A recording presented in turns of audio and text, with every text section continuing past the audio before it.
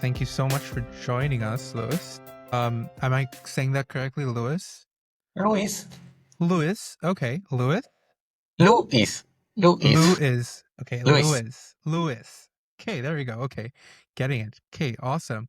Thank you for joining us. And I've been talking to Somia, and she said so many wonderful things about you, and I've been reading up a lot about you as well. So just being able to see the tremendous work that you've been doing around the world, and within your space, it's really incredible. And I just wanted to say thank you so much for agreeing to do this.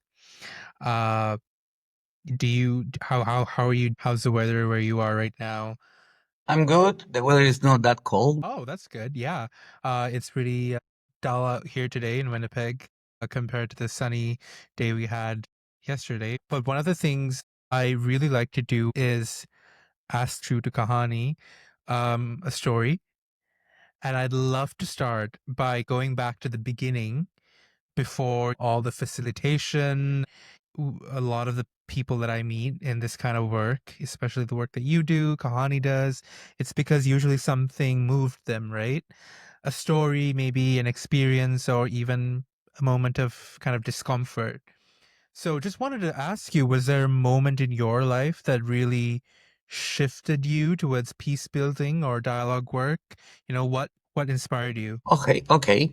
I will. Maybe there was a intersection of different moments, or when I was growing up. I have a theory also behind that. I was born in September 25th. Means that I'm a Libra as a zodiac sign, Right.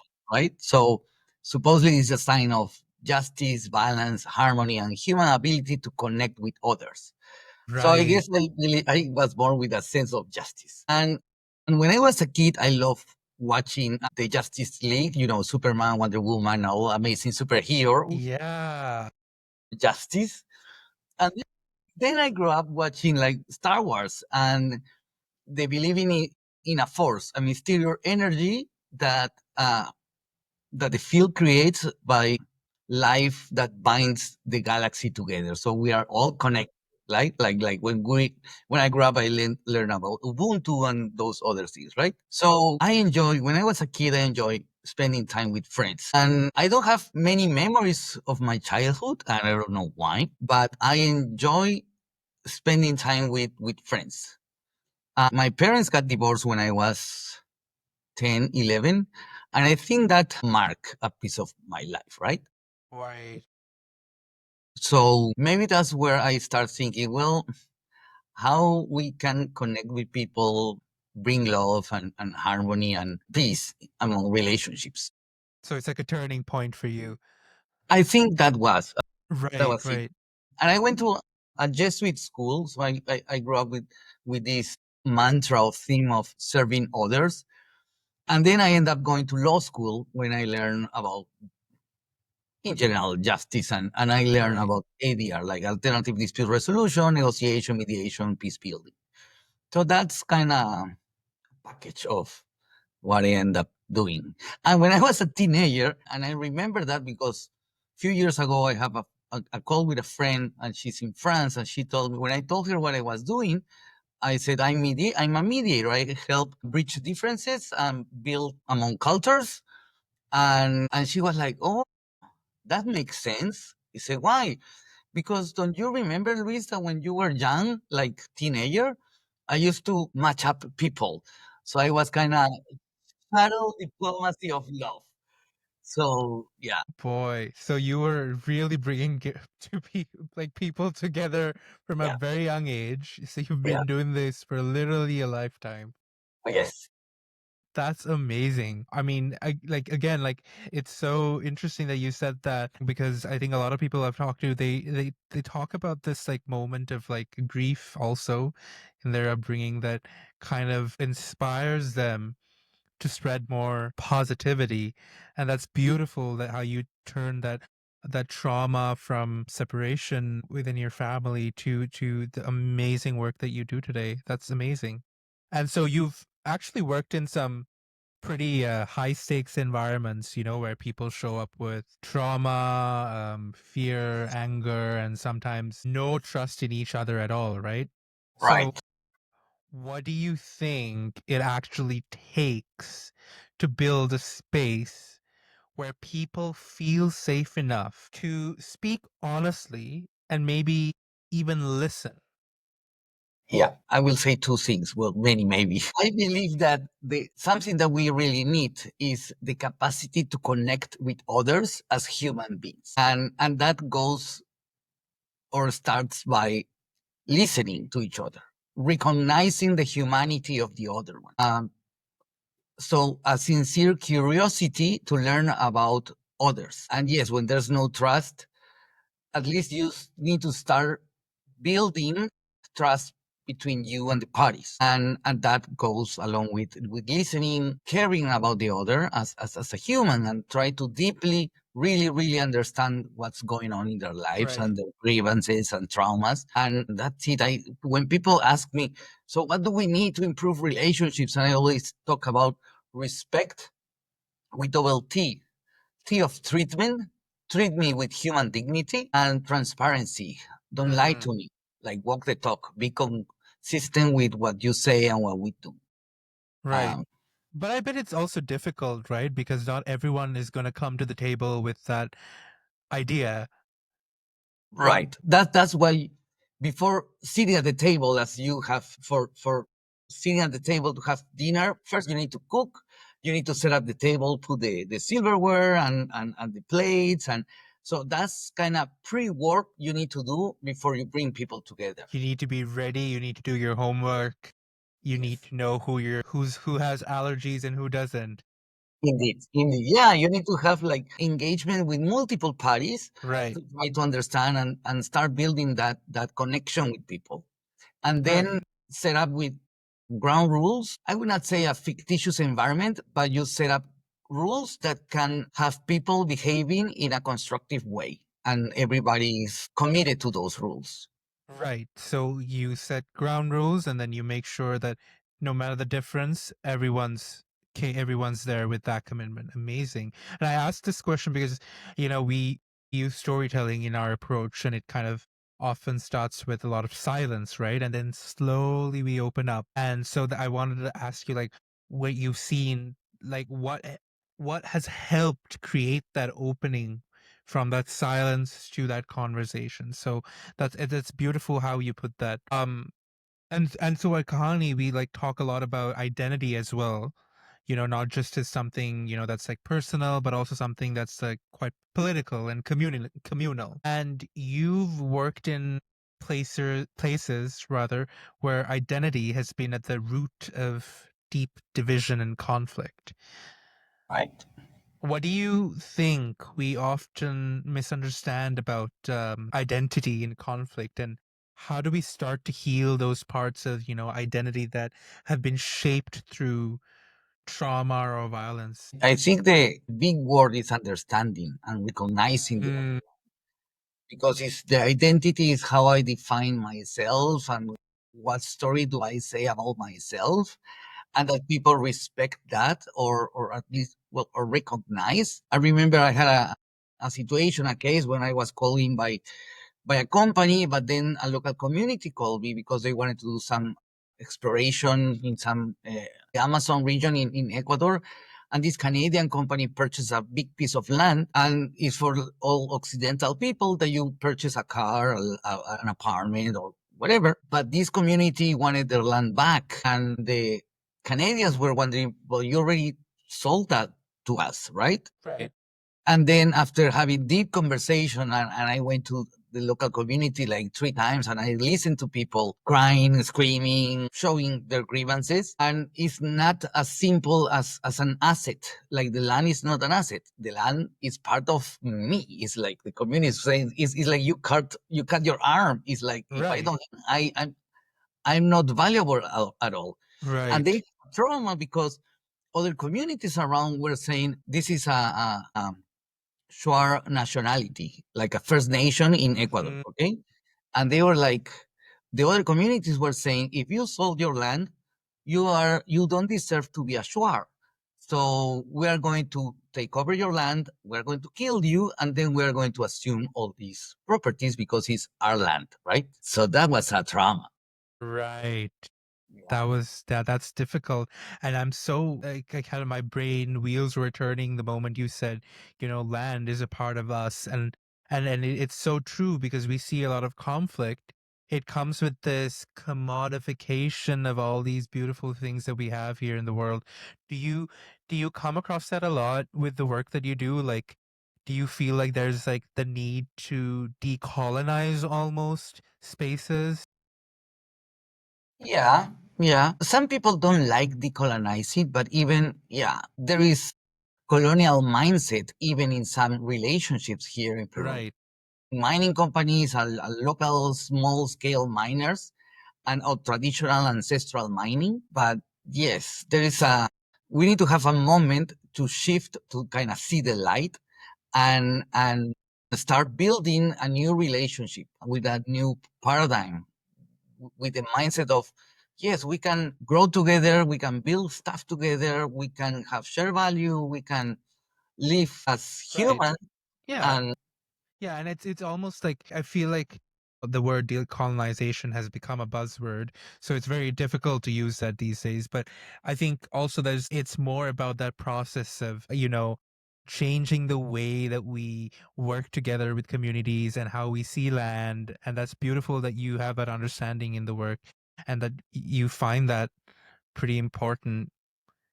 And that brings me like you've facilitated dialogue between a lot of people who don't agree, but also they've harmed or they've been harmed. There's such a delicate tension between truth and reconciliation, as we say here in Canada. And I think many of us struggle with when to hold space and when to challenge and when to also listen. How do you hold space when there's still deep injustice in the room, where there's like big imbalance between I think one of the keys is, well, two things. You model behavior when you act, and then you need to shape the right process with the right mm, conditions. So it's one of the things is design the right process with the right conditions, and also is how you conduct the interaction. mhm. When I was when I was in high school, I was very active. I would not say hyperactive, but I'm very Right. animated. Love that. I who once saw me working. It was a COVID time, and I was facilitating a dialogue through internet, through Zoom. And I was in the screen with many people from communities, with the companies, and I was in a government office. And a friend of mine crossed by and looked at me, and then went away, right? And then he told me, Luis, you are such an actor. You're a liar. And I was like, what are you talking about? We're so calm and breathing and feeling Right. but it's like, well, you need to behave that way. It's like it was like you were not that like a kid. Well, this is my work as peace building. I need you to breathe in, breathe out, and reflect. And yeah, that was So like interesting. putting on almost like putting on a mask, right? To be in that moment and to blend in. I would say take off your mask and be Right. calm. Hmm. Maybe my active way, that's maybe the mask, right? That's for Right. the people and like, "Ooh," but yeah, Yeah, so it looks different, but what you're doing is taking off that persona and you're allowing yourself to be present. right. Wow, that's beautiful. And so I'm sure you've seen moments like, when there has been that imbalance between two parties. Are there any stories from, your time, you've worked with the government of Lima and you've worked with so many groups of people who've advocated for rights and of different communities. Have you seen stories of those kind of injustices, and how have you navigated those? Tell you two things and deals with methodology and processes and practice. when you have, for instance, two people with two different way of thinking, and they believe they are right because they have the science and all the technology, and then you have the other party having the same, not the same information, but Hmm. you have the two experts arguing. And for that moment, you need something called like joint fact finding, and you Right. can bring people together to agree on what information we have, what do we need, how we are going to build this. And instead of having two experts fighting, you bring a set of experts that you can put together and have that kind of level the feel for power imbalances, either social power or economic power. The Hmm. other thing is like, you remember I talk about ground rules and have Yeah. everybody a moment to share, but sometimes you have people talking and saying the same and the same thing. One way to address that is to use like post-its and or little cards, and you have people speaking, you take notes, and you post it on a wall, and people see that they have been heard, like listened to. So their expressions is on the walls, and everybody can see their thinking stick on the wall, right? Wow. And in that way, people don't have the need to, hey, you didn't listen to me, you are not listening. It's like, okay, what you say is here, right? Yeah, yeah, okay, okay. And then you kind of balance the people who are the louder in the room Right. and the soft speakers. So yeah, it's using stuff to. So you have this amazing arsenal of techniques then. It sounds like, because that sounds so brilliant. I mean, showing actively people that, yeah. That's funny because I believe strongly in the power of words. And even when you said you have an arsenal, I have a toolkit. I have a toolkit. I have tools. But Yes, arsenal sounds like, oh, this is not you the have army. a, you're at war. No. Toolkit is actually a beautiful word. Yeah. You have this beautiful toolkit. And it's so nice that you show people that they've been listened to, they've been heard to, and then you represent that visually so that you can ground them in the fact that, hey, I'm hearing you and your concerns are valid. That's beautiful. And something we often talk about is, peace. And I know that peace is something that is very crucial to the work that you do because you're a peace builder at your core. And so we often see or we talk about peace as something external, something to like achieve, right? So I tend to believe though that peace can sometimes be more internal. How do you see healing and peace is kind of connected, and what does it mean for to be collectively healing and what does that look like? Oh, that's a very difficult question. Sorry, I'm only Yeah, asking no, the no, that's easy great questions. because some people think or believe that peace is lack of violence, right? We are Right. not at war, and so we have peace. Yeah. But if you have let's put it this way, if you have a society where people kind of are ready to shoot from the hip because everybody thinks that everybody else is out there to get you, it's like you are in a tense moment. You are always with your guns ready to shoot. Right. Right. And I think that comes from many societies that are former colonies and they didn't have a real independence because maybe the people who ran the independence processes were the ones that came, but they went to break away from others, right? Right. So peace is not just the lack of war or lack of violence, but it's, I don't know, have harmony or be calm and be have a good self-esteem and respect others, Right. that you feel full. You feel, yeah, it's like that you feel that what you do is meaningful. Right. So yeah, I don't think peace is just you say it's not a destiny, but it's a journey in which you are healing through the way, I guess. It's like, yeah, it's very difficult to be uh I don't know, traumatized and try to be in peace. It's like first you need to heal yourself, right? And Right. yeah. And it also begs the question, can one truly be healed? And but I really liked how you said it, that peace is not a destination, but it's a journey, right? That just beautifully encapsulates what we kind of believe here in Kahani, is that, you it's what peace means to each themselves, right? Like, to you individually, and it's not about something that you want to achieve, it's about what you want to feel. That's so beautiful. I don't know, is the willing to give a smile to anybody. It's like, All right, yeah. and when you smile, you are not with your defense up. It's like you are open and like, this is what I am, this is who you are, and All right. I recently wrote a blog post for Kahani, and one of the things that I wrote was that, and it's about peace, this concept of peace, and it's so different for everyone. But it's also like, if you're someone who likes to thrift, it's about what makes you feel happy, and it's someone you're giving back to a community, and you're getting something back, and that kind of feeling, that reciprocity can bring peace to someone, and it's not necessarily the absence of violence, because we're all surrounded by violence every time, right? yeah, yeah, yeah. And I guess it's also the will or the willingness to be vulnerable and know that you are not to be at a huge danger. It's like, well, maybe are going to people criticizing, but okay, well, I'm good with myself, right? It's my Right. same one. I'm safe with my identity myself, that I don't care what other people are trying. That's beautiful.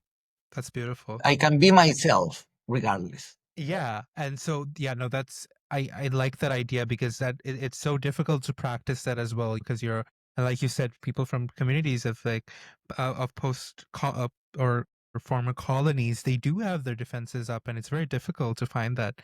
That's so true. And speaking of communities and traditional communities, they have their own ways of kind of resolving conflict, that's like rooted in like a lot of ancestry, kinship, and ceremony and storytelling. Kahani's entire mission is a very ancestral process within South Asia and within Canada as well. Our Indigenous communities are so rich with storytelling in their peace building processes. How do you honor and integrate those Indigenous and ancestral practices into the dialogue spaces that you create? I think I just give space for people to be their way to be, I guess. So I as I said as a moment, I let people behave in a way that they feel comfortable. People tell stories, and other people are like, well, people are speaking too much. Well, we need to give space for people to speak, and you tell Right, your story, and then well, so I think I help people recognize that people have different ways of communication right, and to get their point across. And some people are very practical and go to the point, or very objective to the target.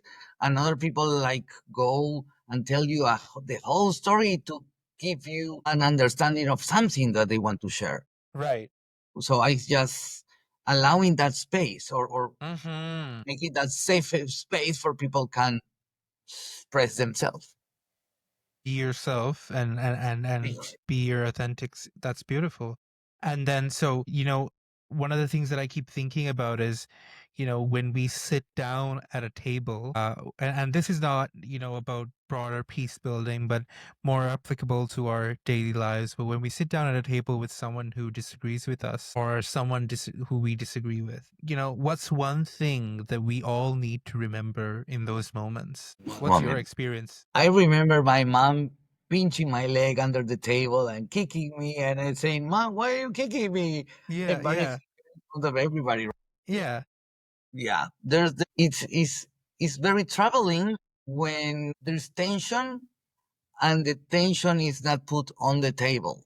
So I think it's easier when people, even if they are kind of arguing at the table, right, it's like you can reframe the conversation based on, oh, you're saying X, you're saying Y, and you're saying Z. And okay, let's dig in and deconstruct what you're saying or what you're explaining. And if you feel this way, it's not because the other one intended to make you feel that way. It's different to say that he or she acted in this way and you felt right. in that way, right? So trying to address those toxic thoughts of I'm right and you're wrong, or blame games, or attributing intentions to others. So Right. it's like you make that explicit, and you can work through their words, I guess, right? Mm-hmm. But when the tension is there and people don't talk about the tension, that's more complicated. Yeah. Right. I can't remember where I read it, but there was something about when you're having a conversation with someone and when you're having a tense conversation about what you believe in or what you disagree in, you never word use you try or not never, but you try to use the word you less and you try to use the word I or me more so that you're centering. So instead of say you said this or you said that, and I don't know if that's something that you've come across, with the work that you do, kind of taking accountability for yourself instead of putting the Yeah, yeah. And even instead of saying you said that, I say something like, what I'm hearing saying here is, right. And that's, and again, sounds like it's another little technique from your toolkit. right, right, And right. I love it. I mean, I see that, it's so important to have those toolkits for, or those, those techniques for everyday life as well, because it's so, any relationship, friendship, family, it's so important that we have those kind of conversations with intention. So you've spent years now creating and facilitating conversations around the world, but also learning from the communities that you work with. What's something you've witnessed or learned, maybe from kind of a rural village or an indigenous community or a small group of youth that, changed how you think about dialogue or peace? That's interesting. I knew the concept of healing, okay? Right. Like the conceptual. And yeah. And when I was working with this, I told you this story about this mining company and these people, like indigenous people in Ecuador. And through the conversation Right. came about that we need to heal our relationship before we start talking about working together. And that was said by a community leader. Right. And when that was really understood by the company had a leap of faith because the company gave back the piece of land to the community for free and with no conditions. They say, okay, kind of we screw it up, we are giving you your land back. With the Wow. expectation, with the hope that we can have later on some constructive dialogue to foster a new relationship and work together in mining exploration. Right. But that was a very, very huge leap of faith because it was the land giving back with no condition. It's not, oh, I will give you the land back, but you allow me to do exploration. No, it was like, okay, we're going to heal this relationship, giving you the land back. Now we understand how you feel about the land. It's part And of so it. it's that Yeah. idea of like reciprocity, right? That, yeah, you know, it was so I think what I'm trying to understand here is that that was a good move from the company because they heard what their concerns were, and they made that first step in healing together. Yes. Yeah. And it was also recognizing the identity. Okay, we purchase it. It's legally is ours, but we are going to give you this land back as a donation. We are giving you this for free because it was always yours, Right. right? So that Oh, recognized wow. that was really cool. That's amazing. I just keep thinking about uh the amazing stories that you've probably witnessed and you've gotten to hear. And I think that it's so important, the work that you do, but also I'm willing to bet that some days it's not easy, the work that you do, and there's probably moments of doubt where like, what am I doing here? So, what gives you hope right now? Because we're living in this world where, division feels super loud. It's very loud, but you're someone who's sat in the middle of it and you still choose dialogue. So what keeps you rooted in this work? And, what would you tell someone who's just starting out, from people from my generation who want to get into the work that you're doing, maybe about feeling overwhelmed? I think this line of work is very lonely in the sense of there are not many people that think like that, like think about the different types of the difference between dialogue and debate and how we can reflect. And so many things that we as mediators think is not it may be real common sense, but it's not that common. But the thing is that if I were the only one, I would feel like lost. Mm, Organizations like yours with SOMIA or like MBBI, like Mediator Beyond Borders International, it's like you have other people, other crazy people that think like you, and you feel, I don't know, safety net is the expression. You feel a support group, and it's not right, that you are the only one crazy, irrational, optimistic person, and right. believe that peace building works and all the stuff, right? So that's why it's key being with others that think like you or having some connection with others. So does the work that we do work? Like, does it make a difference? Does it actually do something? Yes, of course. If not, I don't think we would be doing this, right? And if you, I have situations where uh, it can start very formal and end up people hugging you off because they feel, I don't know, liberated, or they feel they take stuff out of their chest. Yeah, if we can make that impact in others' life, that's powerful, and that's kind of the fuel of energy that help you to go to the next one and the next one and the next one. Right. And the reason why I asked this is because, I've spoken to many people in my life where I've tried to explain to them the work that I do and, the work that Kahani does. And they're often like, what does that mean? What does storytelling mean? What does peace building mean? What are you talking about? There's real problem. But actually, you're right. It's a very niche, sector of the world that we are working in. And it's beautiful, the work that we do. And it's not very common knowledge. And I'm so glad that we get to have conversations like this and people get to tune in. Yeah. I don't know if that's something that you've experienced in your career.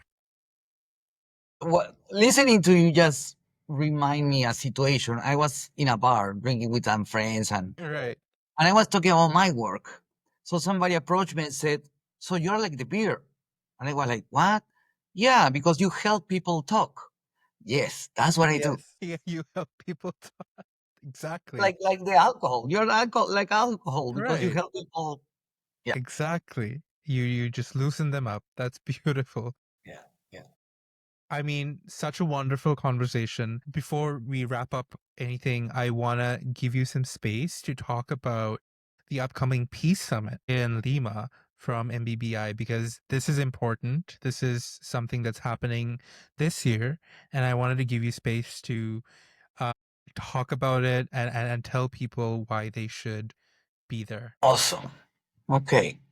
So yes, we have MBBI is a beautiful organization that do work all around the world. One of Mhm. the keys or more awesome things that we do is that um, we have a summit every 2 years. 2 years ago, 2023 was in Kenya, Nairobi, and this year is going to be in Lima, Peru, where I'm actually from. I was born and Beautiful. raised here. We have an amazing program with amazing people. And the theme of the summit is reconciling growth and governance, like the pathway to responsible development and sustainable resources management. And this is the 10th International Peace Summit. So this And has this, been going on for some time. right, This is, right. wow. Okay, Yeah. nice. And this is going to take place from September 29 to October 3rd this year, 2025.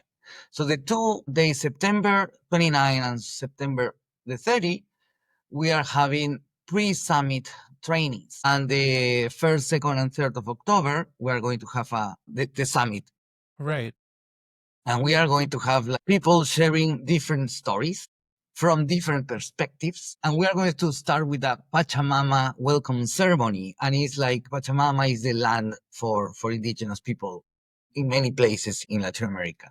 So we are Wow. going to start with the ceremony, kind of blessing the land, and then we are going to have different speakers and panelists.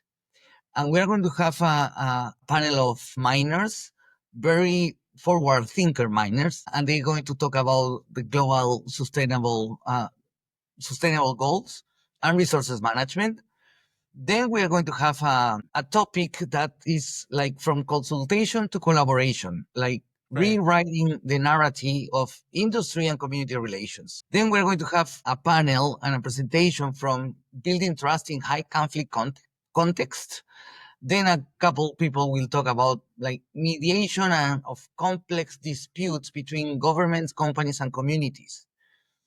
We will Right. also have somebody coming from Canada to talk about with an indigenous people from Ecuador and another person working in Peru, talking about facilitating agreements for indigenous business development and collaborative governance in natural resources. Wow. And then we are also going to have the perspective of civil society, activism, dialogue and reconciliation. And we're going to have extraordinary panelists there. And the third day, we're going to have more like political theme, but it's how we build better engagement processes for addressing political unrest, disputes, crisis, and polarization. And finally, we're going to have an amazing role playing small groups of a specific scenario, building off all the lessons learned and share and discover through the summit. And Somia is going to have an amazing part there too. Oh my gosh. That sounds so amazing because, I've heard Somia talk about this summit for so long and I'm so excited about it. Hearing all these moving parts, and I think it's so important to have these kind of summits, you know, and you've had it for so many years. This is the 11th run now, and it just sounds like it's something that we need, especially now in the world more than ever, and it's Yeah. so important. Yeah, I am so excited, uh, and I hope everything comes together well. Yeah, and it's a place where peace builders re-energize. Uh, Right. People who wants to change the world needs to come here. Mm. People from the industry, any type of like agro industry, construction or mining, that they want to see a better way to even make their projects reality, engaging multiple stakeholders, giving better ways to engage with people, to connect with people. So all those things are, yeah, helping. Beautiful. Thank you so much, Louis. You've spoken so much about peace building, peace, and what that means to you, and you've done so much of good within our communities around the world, and you've really changed a lot of the dynamics within the industry, and so thank you so much for that.